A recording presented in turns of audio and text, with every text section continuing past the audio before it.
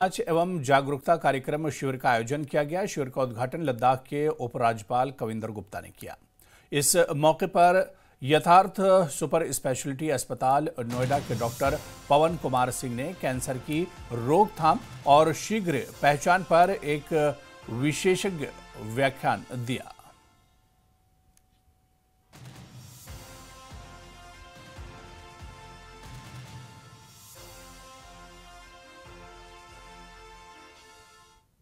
Super speciality hospital Noida extension ने district hospital Kargil में आज एक कैंप ऑर्गेनाइज कराया in collaboration with Alreja health care foundation research foundation. तो अलरेजा की टीम ने पूरी मदद करी है एंड एडमिनिस्ट्रेशन ने पूरी मदद करी है हमारे ये कैंप को सक्सेसफुली यहाँ पे लॉन्च एंड प्रॉपरली प्रोग्रामिंग करने के लिए। तो आप सब लोगों को हमारे तरफ से मैं एक थैंक यू देना चाह रही हूँ कि प्रॉपरली आप इस कैंप को हमें हेल्प करा इस कैंप को प्रॉपरली ऑर्गेनाइज करने में।